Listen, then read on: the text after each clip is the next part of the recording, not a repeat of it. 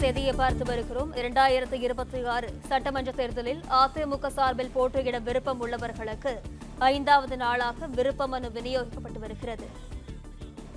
வெள்ளிக்கிழமை மற்றும் அமாவாசை என்பதால் விருப்ப மனு பெற காலை முதலை திரண்ட அதிமுகவினர் 2026 சட்டமன்ற தேர்தலில் அதிமுக சார்பில் போட்டியிட விருப்பம் உள்ளவர்களுக்கு 5வது நாளாக விருப்ப மனு விநியோகிக்கப்பட்டு வருகிறது.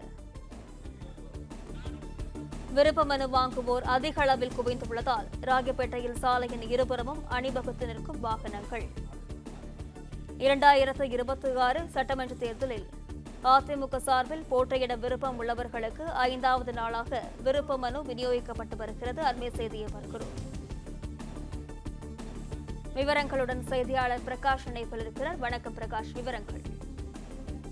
2026 நடைபெற உள்ள சட்டப்பேரவைத் தேர்தலில் அதிமுக சார்பில் போட்டியிட விருப்பம் உள்ளவர்களுக்கு 5வது நாளாக இந்த தினம் விருப்ப மனுக்கள் விநியோகிக்கப்பட்டு வருகிறது.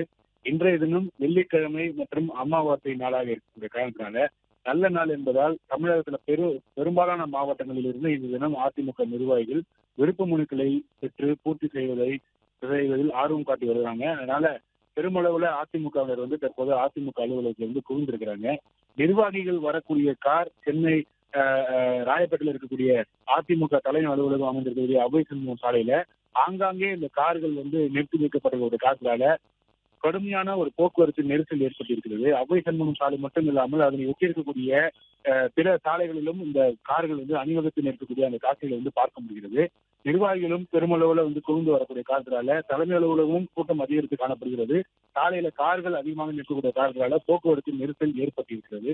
இதனை போக்குவரத்தை சீர் செய்யக்கூடிய பணிகள்ல போக்குவரத்து காவல்துறையினரும் இல்லாத காரணத்தால வழக்கமாக இந்த சாலையை பயன்படுத்தக்கூடிய பொதுமக்கள் மிகுந்த அவதிக்கு உள்ளாகி இருக்கிறாங்க.